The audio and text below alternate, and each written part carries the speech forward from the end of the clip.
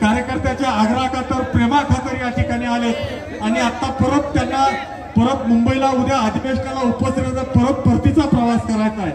त्या तुळजाभवानी भारताचं आराध्य दैवत छत्रपती शिवाजी महाराज, हिंदू हृदय सम्राट बाळासाहेबजी ठाकरे, आनंदजी दिघे साहेब,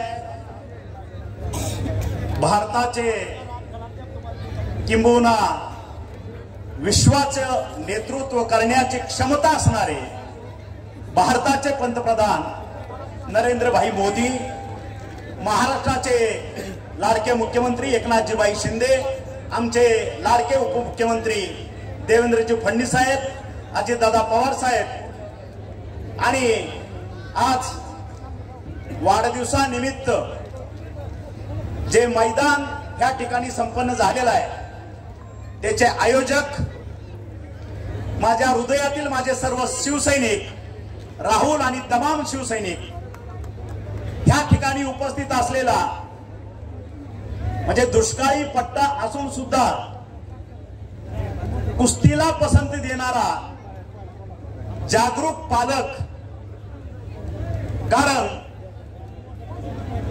कुटुंबावरती कितीही मोठी संकट आली तरी आपला नाद पूर्ण करायचा ज्याला म्हणून रक्ताचं पाणी करेल, पण स्वतःच्या स्वप्नपूर्तीसाठी, आपल्या मुलांचं स्वप्नपूर्ती होण्यासाठी या ठिकाणी शिखर गाठल्याशिवाय स्वस्थ बसणार नाही। हा माझा धाराशिव जिल्ह्यातला प्रत्येक कुटुंब प्रमुख पैलवान आणि या ठिकाणी उपस्थित असलेले आमचे पत्रकार बंधू, व्यासपीठावर उपस्थित असलेले आमचे सर्व पदाधिकारी, नेते, कार्यकर्ते, शिवसैनिक आणि या ठिकाणी आपल्या सर्वांना चांगल्या पद्धतीने शिस्तीत कार्यक्रम पार पाडण्यासाठी उपस्थित असलेलं आमचं सेनादल, पोलीस दल, सर्वांना मी धन्यवाद देतो, त्यांचा आभार मानतो। कारण मला वाटतं हे अशा पद्धतीचं कुस्ती भरवायचं दुसरी टर्म आहे हे बंद पडत चाललं होतं। तसा विचार केला तर धाराशिव जिल्ह्यातल्या पारंपरिक पद्धतीनं ज्या रूढी परंपरा आतापर्यंत चालत आल्या होत्या त्यावेळच्या तत्कालीन प्रस्थापितांनी सर्व मोडीत काढल्या होत्या। मग ते सहकारी बँका असतील, दूध संघ असेल, सर्वसामान्य पतपेढ्या असतील, सूतगिरण्या असतील, जे काय असेल ते सहकार म्हणून जे आहे ते संपूर्ण मोडायचं आणि त्या नेत्यानं ते स्वतःच्या कुटुंबासाठी वापरायचं आणि सर्वसामान्याची, शेतकऱ्याची पोरं देशोधडीला लावायची। ह्या पद्धतीचा आतापर्यंत भोकाळलेला जो हा परिसरामध्ये जे काय पद्धतीचं काम चाललेलं होतं त्याला हद्दपार करण्याचा विडा सेना भाजपच्या सरकारनं उचलला आणि म्हणून एक एक गोष्ट आता मार्गी लागत चाललेली आहे। तुम्ही बघा या ठिकाणचा कारखाने आपण सुरू ठेवलेलेच आहेत, ऊसाचा फक्त एक भाग आहे, सोयाबीनच्या बाबतीत माझा शेतकरी अस्वस्थ आहे, कापसाच्या दराबाबतीत अस्वस्थ आहे, पाण्याचा प्रश्न आतापर्यंत 30-40 वर्ष नुसती धरणं बांधून ठेवली, पण ह्या ठिकाणी माझ्या धरणामध्ये कायमचा जिवंत पाणी झरा कसा राहील ह्याचा कुणीही विचार केला नाही। तो एक भाग आहे। शेतकऱ्यांच्या बाजारभावाचा प्रश्न आहे, रोड वगैरे हा आमचा नंतरचा प्रश्न आहे। मी प्रत्येक वेळेस सांगतोय की आमचे शेतकरी, आमची सर्व लेकरं बाळ चिखलात न चालतील, आम्हाला त्याचं काही वाटणार नाही, कारण आतापर्यंत असला जुलूम सहन करायची आम्हाला सवयच लागलेली आहे। पण चिखलात आम्ही जरूर चालू, पण पाण्याच्या बाबतीत इथून पुढे कॉम्प्रोमाइज आम्ही करणार नाही।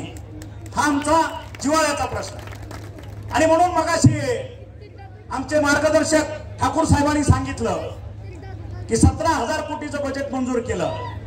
मित्रांनो, अधिवेशन लगेचच आलं त्याच्यामुळे ते जमलं नाही, पण आपल्याला 7-8 तारखेच्या आत जवळपास त्या दरम्यान जे उजनीतनं जेऊर बोगदा जो तयार झालेला आहे, जेऊर मधनं मिरगावांमध्ये पाणी आणतोय, मिरगावांमधनं लिफ्ट इरिगेशन करून ते कोळगावमध्ये येते त्यासाठी माझ्या तमाम शेतकरी बंधूंना मी आवाहन करतोय, या 7-8 तारखेला आपल्याला त्या जेऊर बोगद्यावर जायचं आहे. काय कामाची पद्धत केली, माझ्या सरकारनं काय केले, हे तुमच्या नजरेनं तुम्ही स्वतः बघा. तिची सगळी सोय मी त्या ठिकाणी करतोय. म्हणून मी आज इथं सांगतोय, 70 ते 80% पुढे हे काम पाण्याचं पूर्ण झालेलं आहे. आणि हे पाणी जर मी 2019ला मंत्रिमंडळात असतो तर 2022ला आपलं धरण ओव्हरफ्लो झालं असतं आणि माझ्या तमाम धाराशिव जिल्ह्याला ते पाणी मिळालं असतं. दुर्दैव आपलं. तरीही देर है दुरुस्त है. आजही रात्र दिवस त्याचा पाठपुरावा मी करतोय. आणि म्हणून माझ्या तमाम शेतकऱ्यांना, ज्याला कळतं असे, ज्याला न कळतं असे सुद्धा, तुम्ही या त्या ठिकाणी, आपण सर्वजण त्या ठिकाणी पिठलं भाकर खाऊ आणि त्या ठिकाणचं लाईव्ह प्रक्षेपण तुम्हाला दिसेल. ह्या पद्धतीनं माझ्या शासनानं, माझ्या मुख्यमंत्री आणि उपमुख्यमंत्र्यांनी धाराशिव जिल्ह्यासाठी पाण्याची काय उपाययोजना केलेली आहे हे तुम्ही तुमच्या नजरेनं पहा. त्याच्यामुळे मी फारसं त्याच्यावरती बोलायची काय गरज नाही. एकदा काही पाणी कोळगाव धरणामध्ये आलं तर ते आपलं भूम, परांडा, वाशी, कळंब, धाराशिव, तुळजापूर, उमरगा, लोहारा आणि बीड तालुक्यातील आष्टी एवढ्या ठिकाणचा भाग इरिगेट होणार आहे. लाखो हेक्टर जमीन आपली पाण्याखाली येणार आहे. आणि त्याच्यानंतर मला वाटतं ही पैलवानकीचा जोर त्याच्यानंतर आपला दिसेल. संपूर्ण महाराष्ट्र नव्हे तर संपूर्ण भारत माझ्या पैलवानाकडे अगदी नजर लागेल ह्या दृष्टीनं बघतील, कारण ती ताकद माझ्या शेतकऱ्यांची तयार होणार आहे. आणि म्हणून इथून पुढे पुन्हा जगाला जायची वेळ येणार नाही माझ्या मुलाबाळांच्यावर. आम्ही आमच्या सक्षम आहोत.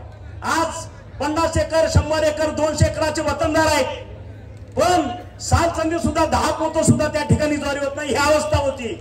आणि म्हणून हे कुठंतरी परिवर्तन करायचं. आणि परिवर्तन केल्याशिवाय आपल्याला माहित आहे, पाळण्यातलं किंवा झोळीतलं बार आणल्याशिवाय ऐकलं दूध पाजत नाही. आणि म्हणून नेतृत्वाचा अभाव या ठिकाणी होता. देत नाही तर हिसकावून घेतल्याशिवाय राहणार नाही, ही भाषा वापरणारा नेतृत्व ह्या ठिकाणी होत. आणि मला वाटतं मी ते सिद्ध करून दाखवलेलं आहे. त्याच्यामुळं या ठिकाणी धाराशिव जिल्ह्याला हे देत नाही असं म्हणायची कुणाचीही हिंमत नाही. हे आज ठणकावून आपल्याला तुमच्या साक्षीनं मी आज सांगतोय.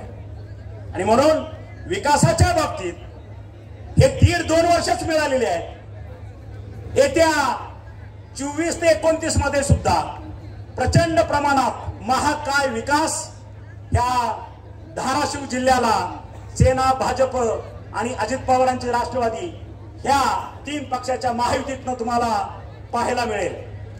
आणि तुम्ही बघितलं असेल, विश्वनेता मी म्हणतोय, वेगवेगळे सर्वे येतात, वेगवेगळे आपण बघून जातोय. आज पंचायतीचा सर्वे आला, अजून इलेक्शन लागायचं आहे, आचारसंहिता लागायची आहे. पण मी मीडियाला सुद्धा सांगतो, तुमच्या साक्षीनं सांगतोय की हे सर्वे वगैरे 45, 42, 40 हे काही नाही. ज्या वेळेस विश्वनेता काल यवतमाळ मध्ये येऊन सांगून जातो, अबकी बार 400 पार. आणि मी म्हणेन ह्या आजच्या मैदानाची साक्ष ठेवून ह्या वेळेस महाराष्ट्रात 48 वर्षे 0 हे तुम्ही लक्षात ठेवा. आणि तुम्हाला येत्या लोकसभेच्या इलेक्शन मध्ये माननीय नरेंद्र भाई मोदी यांचा हात बळकट करायचा असेल तर आपल्याला धाराशिव जिल्ह्यातनं महायुतीचा उमेदवार प्रचंड मतांना निवडून दिल्याशिवाय आपण स्वस्थ बसणार नाही, याची ग्वाही मला आहे आणि आपल्यालाही आहे. त्याच्यामुळे त्याच्यावरती वेगळं भाष्य करायची गरज नाही. कारण मी हमेशा म्हणतो ठाकूर साहेबांना, ठाकूर साहेब आपली वाचा सिद्ध आहे हे लक्षात ठेवा. 48 वर्षे 0 हेच चित्र महाराष्ट्रातनं तुम्हाला देशाला पाहायला मिळेल.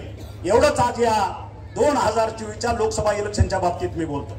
आणि ज्या वेळेस केंद्र सरकार बरोबर असल्यानंतर विकास कसा असतो हे आपण पाहिलं. आणि इथून पुढे आपल्याला ही संधी भविष्यात कधी आपल्याला गमवायची नाही किंवा सोडायची नाही. कारण केंद्राच्या मदतीशिवाय विकास होणं अशक्यप्राय असतं.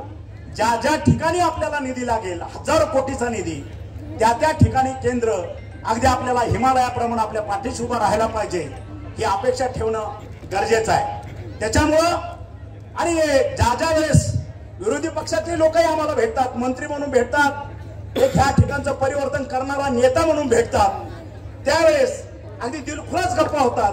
आम्ही त्यांना विचारतो, ठीक आहे, तुमच्या मर्जीप्रमाणे आपण बोलू, थोडं काँग्रेस असेल किंवा राहिलेली काही सेना किंवा राहिलेले काय राष्ट्रवादी असेल, नरेंद्र भाईला मोदी मतदान करायचं नाही, भाजपला मतदान करायचं नाही, महायुतीला मतदान करायचं नाही, एनडीएला मतदान करायचं नाही, मान्य आहे मला तुम्ही सांगता ते, पण यांना मतदान करायचं नाही ह्याची कारण मला पाहिजे गेल्या 10 वर्षाचा विकासाची, आणि समोर कुणाला करायचं हे फक्त एक माणूस दाखवा, ह्यासाठी आपल्याला मतदान करायचं आहे. की आज नरेंद्र भाईला मतदान दिल्या नाही नंतर हा नेता नरेंद्र भाई इतकं काम करून विश्वाचं नेतृत्व करण्यासाठी सक्षम आहे असा एक माणूस मला समोर दाखवा. आम्ही सगळे करून आम्ही त्याला डोक्यावर घेऊन नाचतो. एक माणूस फक्त दाखवा अख्ख्या भारतामध्ये 140 कोटी जनतेमध्ये. आणि म्हणून विरोधाला विरोध किंवा विकासाला विरोध ही सर्वसामान्य जनता आता खपवून घेत नाही. त्यांना माहित आहे तुम्ही कशासाठी बोलताय, तुम्ही मतं कशासाठी मागताय. कारण तुमची वंश परंपरा आतापर्यंत पारंपरिक पद्धतीने आला गेला 40-50 वर्ष महाराष्ट्राला किंवा संपूर्ण भारताला मातीत घालण्याचं जे ध्येय तुम्ही ठेवलं होतं, हे भारतातल्या 140 कोटी जनतेनं हे तुमचं झुगारून टाकलेलं आहे. आणि त्यांना विकास पुरुष, विश्व नेता कधी नव्हे, ते भारताला विश्वाचं नेतृत्व करण्याची संधी माननीय नरेंद्र भाई मोदी यांच्या माध्यमातून मिळालेली आहे. आणि ही गोष्ट सर्वांच्या छाती फुलणारी आहे, स्वाभिमानानं छाती भरून येणारी आहे. त्याच्यामुळं अशा पद्धतीचं नेतृत्व भारतातील 140 कोटी जनता कधीही सोडणार नाही ह्याची मला खात्री आहे.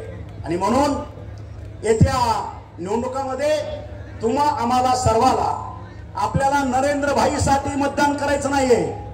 आपल्याला गेल्या 7 पिढ्याची जी काय आपली जी दरिद्री आहे ती घालवण्यासाठी जे नेतृत्व पाहिजे, त्या नेतृत्वासाठी आपल्याला नरेंद्र भाई मोदी यांना मतदान करावंच लागेल. आणि तरच आपल्या महाराष्ट्राची, आपल्या धाराशिव जिल्ह्याची प्रगती होईल एवढीच अपेक्षा ठेवतो. आणि मला वाटतं हे पहिलं आव्हान आहे. याच्यानंतर आम्ही आमच्या महायुतीतले सर्व नेते दौरे करतील, तुम्हीही आमच्या बरोबर असाल. आणि आज मानाच्या ज्या कुस्त्या आहेत मगाशी सांगितल्याप्रमाणे ह्या शेवटीच होतील. सर्वसामान्य जे माझे पैलवान आहेत त्यांना सुद्धा ह्या ठिकाणी संधी प्राप्त झाली पाहिजे. आणि त्या पैलवानांना माझं एकच आव्हान आहे, कुणी चित होईल, कुणी पट होईल, वेगळा जिंकणे आणि हरणे हा प्रारब्धाचा भाग असतो, ते सोडून द्या, आपल्या प्रयत्नाचा भाग असतो. जिंकण्यानं होऊन जायची काय गरज नाही आणि पडणारानं डाऊन टू अर्थ होऊन असं डोळं झाकून किंवा रडत बसायची काय गरज नाही.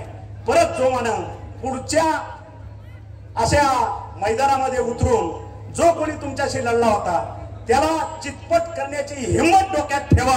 आणि त्याच्यासाठी आम्ही, आमचा शिवसेना, आमचं भाजप, आमचं पूर्ण एनडीए माझ्या सर्व पैलवानांच्या पाठीशी सदैव असेल एवढी ग्वाही देतो. आणि मी माझे 2 शब्द संपवतो. जय हिंद, जय महाराष्ट्र.